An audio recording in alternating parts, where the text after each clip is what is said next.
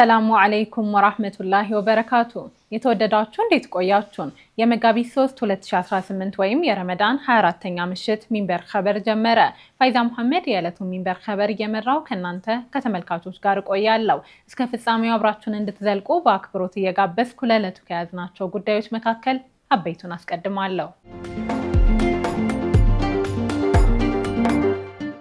በጋሞ ዞን ጋጮ ባባ ወረዳ ማዞ ዶይሻ ቀበሌ በደረሰ ድንገተኛ አደጋ የ102 ሰዎች ሕይወት አለፈ። የኢትዮጵያ ጅቡቲና ሶማሊያ መሪዎች በጅቡቲ የሶስትዮሽ ውይይት አካሄዱ። ዓለም አቀፉ የኢነርጂ ኤጀንሲ የነዳጅ ቀውሱን ለመቅረፍ ከጠቅላላው የነዳጅ ክምችት 1/3ኛውን ሊለቅ ነው የሚሉት የሚንበር ኸበር አበይት ጉዳዮች ናቸው። አብራችሁን እንድትቆዩ በድጋሚ እየጋበዝን ወደ ቀዳሚው ኸበር አልፋለሁ። በጋሞ ዞን ጋጮ ባባ ወረዳ ማዞ ዶይሻ ቀበሌ በደረሰ ድንገተኛ አደጋ የ102 ሰዎች ሕይወት አለፈ። በደቡብ ኢትዮጵያ ክልል ጋሞ ዞን የተለያዩ ወረዳዎች በተከሰተ የመሬት ናዳ 102 ሰዎች ሲሞቱ የቀሪዎችን አስክሬን የማፈላለግ ስራ እየተሰራ እንደሚገኝ የጋሞ ዞን መንግስት ኮሚኒኬሽን አስታውቋል። በአካባቢው ደጋማ ስፍራ የመሬት ናዳው የተከሰተው መጋቢት 1 2018 በጣለ ከባድ ዝናብ ምክንያት እንደሆነ የዞኑ አስተዳደር መረጃ ያመለክታል። በጋሞ ዞን ሰሞኑን በተከሰተ የጎርፍ አደጋ ምክንያት የጠፉ ሰዎች ቁጥር በአጠቃላይ 128 መድረሱን የገለጸው የክልሉ ፖሊስ በበኩሉ እስካሁን ባለው መረጃ የ64 ሰዎች አስክሬን መገኘቱን አስታውቋል። በጋጮ ባባ ወረዳ ማዞ ዶይሳ ቀበሌ የመጀመሪያው የመሬት ናዳ የተከሰተው ማክሰኞ ጠዋት 4 ሰዓት ገደማ ነበር። በዚህ አደጋ ህይወታቸው ያለፈው የ4 ሰዎችን አስክሬን ለመፈለግ ወደ ቦታው ባቀኑ ሰዎች ላይ በድጋሚ የተከሰተው የመሬት ናዳ ለበርካቶች መሞት ምክንያት ሆኗል።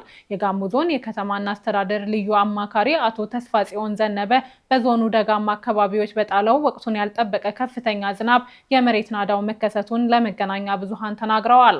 አደጋው የደረሰው ከከባድ ዝናብ በኋላ ባጋጠመ የመሬት መንሸራተት ሲሆን አካባቢው ተዳፋት በመሆኑ የህይወት አድን ስራውን ከባድ አድርጎታል። የደቡብ ኢትዮጵያ ክልል ርዕሰ መስተዳድር ጥላሁን ከበደ በዛሬው ዕለት ጋሞ ዞን በመሬት ናዳ አደጋ ጉዳት የደረሰባቸውን ወገኖች በስፍራው ተገኝተው አጽናንተዋል ተብሏል። በደቡብ ኢትዮጵያ ክልል የሚገኘው የጋሞ ዞን በተደጋጋሚ በከባድ ዝናብና በጎርፍ ከሚጠቁ የአገሪቱ አካባቢዎች መካከል አንዱ ነው። በ2016 በጎፋ ዞን ገዜ ጎፋ ወረዳ ኬንቾ ሻቻ ጎዝዲ ቀበሌ በተከሰተው ተመሳሳይ የመሬት መንሸራተት ከ200 ሰዎች በላይ ህይወት ጠፍቷል። የኢትዮጵያ ጅቡቲና ሶማሊያ መሪዎች በጅቡቲ የሶስትዮሽ ውይይት አካሄዱ። የኢፌዴሪ ጠቅላይ ሚኒስትር አብይ አህመድ ከጅቡቲው ፕሬዝዳንት ኢስማኤል ኡመር ጊሌ እና ከሶማሊያው ፕሬዝዳንት ሐሰን ሼክ መሐሙድ ጋር በወቅታዊ ቀጠናዊ ጉዳዮች ላይ የመከሩበትን የሶስትዮሽ ውይይት በጅቡቲ አካሂደዋል። ውይይቱ የተካሄደው ጠቅላይ ሚኒስትር አብይ አህመድ ለ24 ሰዓት ጉብኝት ወደ ጅቡቲ ባቀኑበት ወቅት ነው። ረቡዕ አመሻሽ ላይ በፕሬዝዳንት ኢስማኤል ኡመር ጊሌ የመኖሪያ ቤት በተዘጋጀ የኢፍጣር ግብዣ ላይ የተካሄደው ይህ ስብሰባ በምስራቅ አፍሪካ ቀጠና ላይ የሚታዩ የጋራ ተግዳሮቶችን በመመካከርና በትብብር ለመፍታት ያለመ እንደሆነ ተገልጿል። የጠቅላይ ሚኒስትር ጽህፈት ቤት ዛሬ ሐሙስ ጠቅላይ ሚኒስትር አብይ አህመድ ከልዑክ ቡድናቸው ጋር በጅቡቲ የቀጠናዊ ጉዳዮች ላይ ምክክር አድርገዋል የሚል አጭር መረጃ አስፍሯል። እንደ ዘገባዎቹ ከሆነ መሪዎቹ በውይይታቸው በቀጠናው ዘላቂ ሰላምን ለማስፈንና የደህንነት ስጋቶችን በጋራ ለመከላከል በሚቻልባቸው መንገዶች ላይ መክረዋል። እንዲሁም የሶስቱ ሀገራት የኢኮኖሚ ውህደት ያለበት ደረጃና ቀጣይ የጋራ ጥቅሞችን የሚያስከብሩ ውሳኔዎች ላይ ተወያይተዋል። ከዚህ በተጨማሪም በአሁኑ ወቅት በመካከለኛው ምስራቅ እየታየ ያለው ግጭት በቀጠናው ኢኮኖሚ ላይ ሊያስከትል የሚችለውን ተጽዕኖ በተመለከተ ሰፊ ምክክር ማድረጋቸውን የጅቡቲው ፕሬዝዳንት ያወጡት ይፋዊ መረጃ አመልክቷል። ጠቅላይ ሚኒስትር አብይ አህመድ በጅቡቲ ቆይታቸው የብልጽግና ፓርቲ ምክትል ፕሬዝዳንት አቶ አደም ፋራህ፣ የገንዘብ ሚኒስትሩ አቶ አህመድ ሽዴ እና ሌሎች ከፍተኛ የስራ ኃላፊዎችን አስከትለዋል። ቀጥለናል። ምዕመናን የረመዳንን ወር 22ኛ ቀን አጠናቀው 23ኛ ምሽት ላይ ደርሰዋል። ለዛሬም በአንዳንድ ሀገሮች ረመዳን እንዴት እያለፈ ነው ብለን ስናጣራ ተከታዮቹን አግኝተናል። በህንድ በረመዳን ወቅት በሙስሊሞች ላይ የተፈጸሙ የጥላቻ ወንጀሎች መቀጠላቸው ሪፖርት ተደረገ። በተከበረው የረመዳን ወር በህንድ ሙስሊሞችን ኢላማ ያደረጉ ተከታታይ የኃይል ጥቃቶች በበርካታ የህንድ ግዛቶች ሪፖርት መደረጉን የሲቪል መብቶች ተሟጋቾች አሳሳቢ ነው ብለውታል። ሙስሊምስ ኔትወርክ ቲቪ እንደዘገበው በወሩ ሙስሊሞች ላይ ያነጣጠሩ ግድያዎችና ግጭቶች ተከስተዋል። ክስተቶቹ እንደ ቢሃር፣ ራጃስታን እና ኡታር ፕራዴሽ ባሉ በሂንዱ ባህራቲያ ጃያት ፓርቲ የበላይነት በሚተዳደሩ በርካታ የሰሜን ህንድ ግዛቶች ውስጥ ተመዝግበዋል። በቢሃር ግዛት አንዲት እንስት በተፈጸመባት ድብደባ ሳቢያ ህይወቷ አልፏል። በራጃስታን ደግሞ አንድ የከባድ ተሽከርካሪ ሹፌር ወደ ዴልሂ አትክልት ጭኖ በሚጓዝበት ወቅት በጥይት ተመቶ ህይወቱ አልፏል።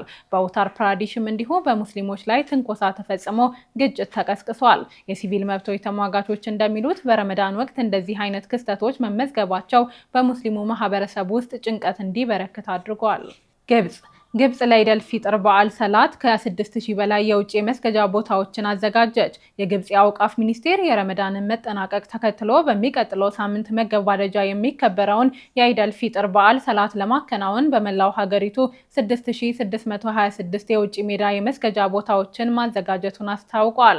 እንደ ሚኒስቴሩ መግለጫ ከሆነ ቦታዎቹ ከመደበኛው ትላልቅ መስጂዶች በተጨማሪ ምዕመናን በነፃነት ሰላታቸውን እንዲያከናውኑ የተዘጋጁ ናቸው። ለበዓሉ የሚደረገው ዝግጅት ቀደም ብሎ መጠናቀቁን የገለጸው ሚኒስቴሩ ቦታዎቹ ከፍተኛ ቁጥር ያለውን ምዕመናን ለማስተናገድ በሚያስችል መልኩ መደራጀታቸውን ገልጸዋል።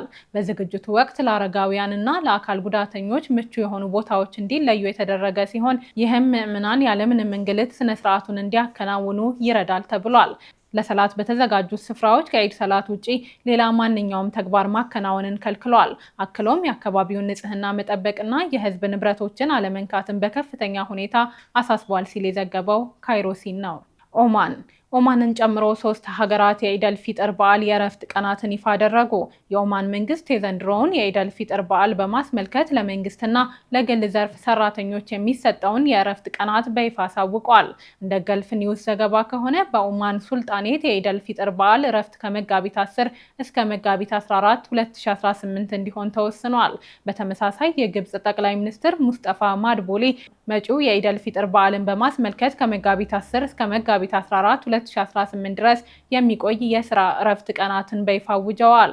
እንዲሁም ዮርዳኖስ በተመሳሳይ ዝግ የእረፍት ቀናትን ይፋ ያደረገች ሲሆን ከጁማ መጋቢት 11 እስከ ሰኞ መጋቢት 14 2018 ድረስ ዝግ ይሆናል። ውሳኔው ለሁሉም ሚኒስቴር መስሪያ ቤቶች፣ ለኦፊሴላዊ ክፍሎች፣ ለህዝብ ተቋማት፣ ለዩኒቨርሲቲዎችና ሙሉ በሙሉ በመንግስት ባለቤትነት ለሚተዳደሩ ኩባንያዎች ተግባራዊ ይደረጋል። እንደ ስነ ፈለክ ትንበያዎች ከሆነ የዘንድሮ የረመዳን ወር በብዙ ሀገራት ለ30 ቀናት ሊቆይ እንደሚችል ተገምቷል።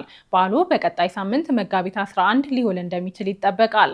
ይሁን እንጂ ትክክለኛውን የበዓል ቀን የሚወስነው የሸዋል ወር ጨረቃ መታየቱ በይፋ ሲረጋገጥ ይሆናል።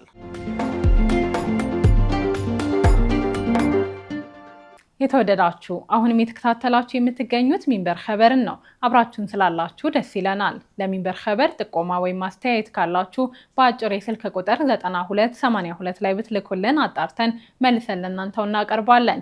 የሚቀናችሁ ማህበራዊ ሚዲያ ከሆነ በሁሉም አማራጮች @ሚንበር ቲቪ ብላችሁ ብትፈልጉን ታገኙናላችሁ። ድረገጻችንን www.minbertv.com ብትጎበኙ ደግሞ አዳዲስ መረጃ ታገኛላችሁ። አሁን ደግሞ የዕለቱን አብይ ጉዳይ እናስታውሳችሁና እንመለስ። በጋሞ ዞን ጋጮ ባባ ወረዳ ማዞ ዶይሻ ቀበሌ በደረሰ ድንገተኛ አደጋ የ102 ሰዎች ህይወት አለፈ።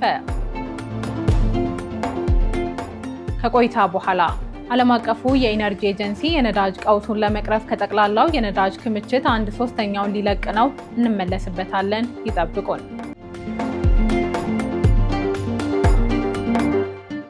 እስራኤል አንሳሩላህ በመባል የሚጠራውን ቡድን ለማጥቃት በሶማሊላንድ የጦር ሰፈር ልትገነባ መሆኑን አዲስ ሪፖርት አመለከተ።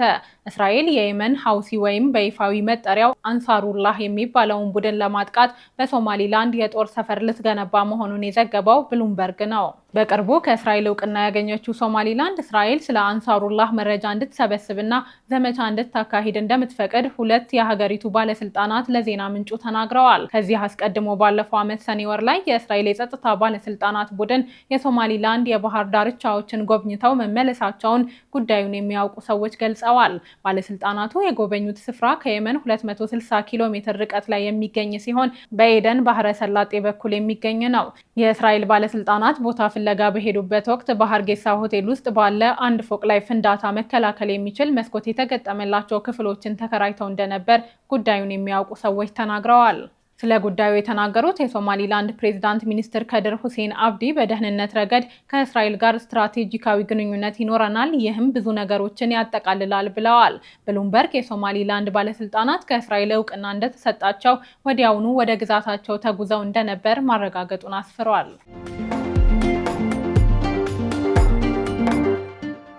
የእነ አሜሪካና ኢራን ግጭት አሁንም ተባብሶ ቀጥሏል። ይህንኑ ተከትሎ ኢራን የዓለማችን 20 በመቶ ነዳጅ መተላለፊያ የሆርሙዝ ሰርጥን ዘግታለች።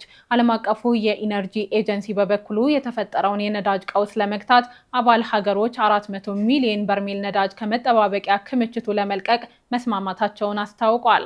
ይሁን እንጂ የነዳጅ ዋጋ የመቀዛቀዝ አዝማሚያ ለማሳየቱን ጉዳዩን የሚከታተሉ ይናገራሉ። የኢራን ባለስልጣናትም ነዳጅ በበርሜል $200 ሊደርስ ይችላል እያሉ ይገኛሉ።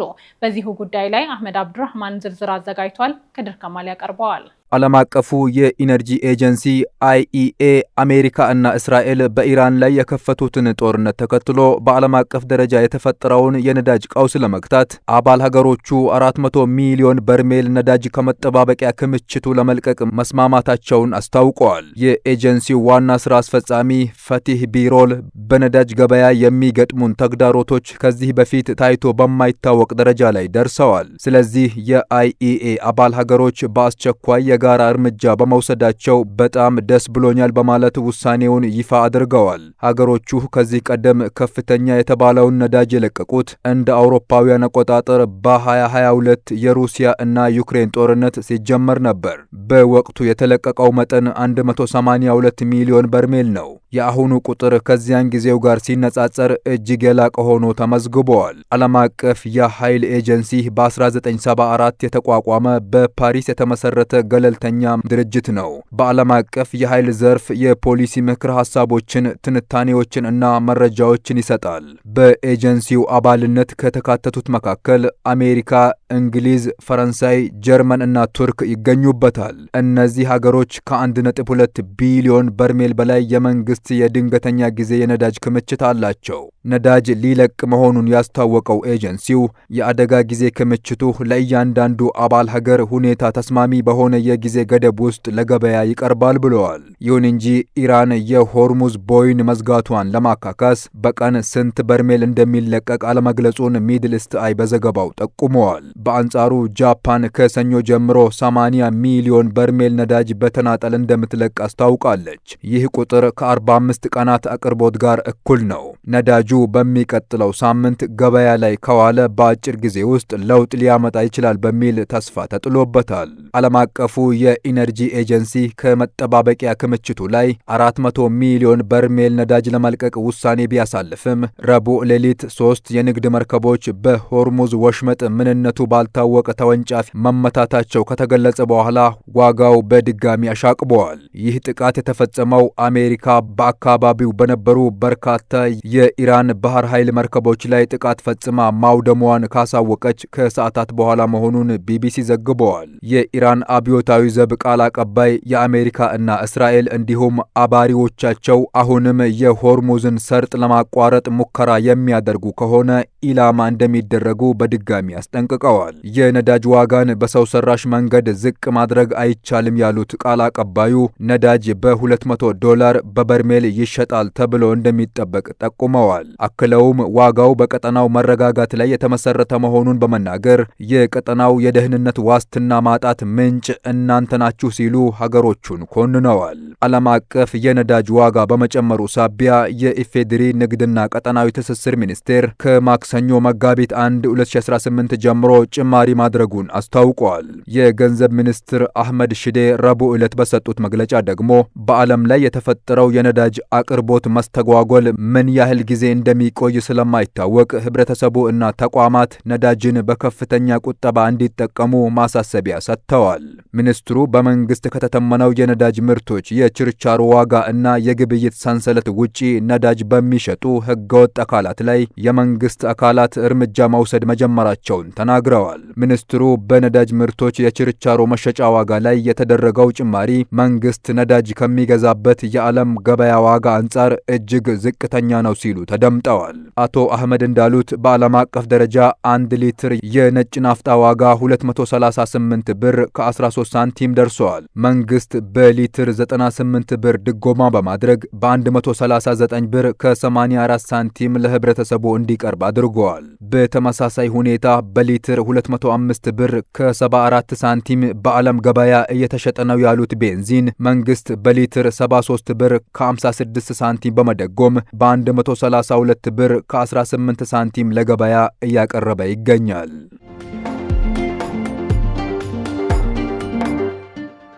ውድ ተመልካቾች ለዛሬ ያዘጋጀነው የሚንበር ኸበር በዚሁ ተጠናቀቀ። ፋይዛ መሐመድ አብራችሁ ቆየሁ። ወሰላሙ አለይኩም ወራህመቱላሂ ወበረካቱ።